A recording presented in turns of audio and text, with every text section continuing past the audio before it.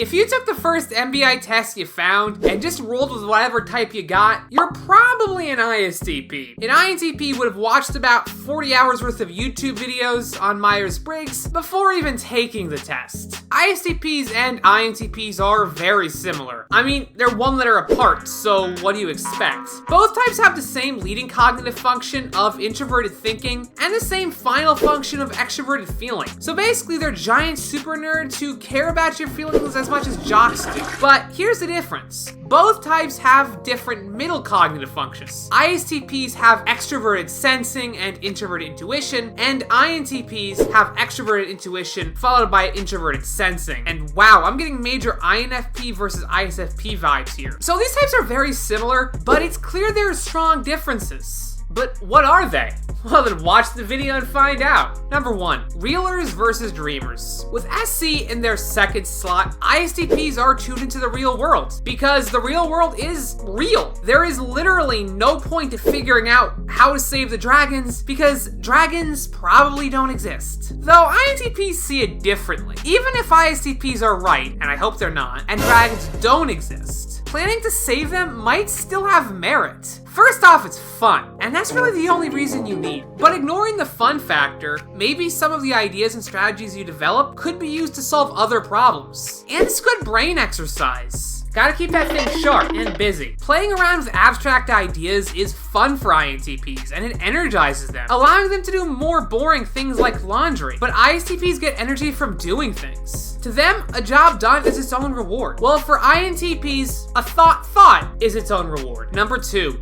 doers versus thinkers. When an ISTP sees something that needs to be done, they do it. But when an ISTP sees something that needs done, they get out their phone and do some research first. Then they get distracted and play a video game on their phone. But who can blame them? Raid Shadow Legends is not a sponsor, let's move on. If you're an INTP, you might think that winging it is just gonna cause problems. But ISTPs don't care. Details bore them. They live by the motto, C's get degrees, but so do D minuses, so let's party. This will cross the bridge when we come to it can get very stressful for INTPs. But all that planning could get stressful for ISTPs. I guess it's the difference of what do you prefer? Analysis paralysis or doers redoer? Number 3, rigid versus oblivious. If you're liking this video, please consider joining my Patreon. It helps me reach my dreams, and you can get some cool perks too. ISTPs are very hands-on. If there's nothing in their hands, by George, there will be soon. They need to do things for themselves and see things too. With them, if I didn't see it or do it,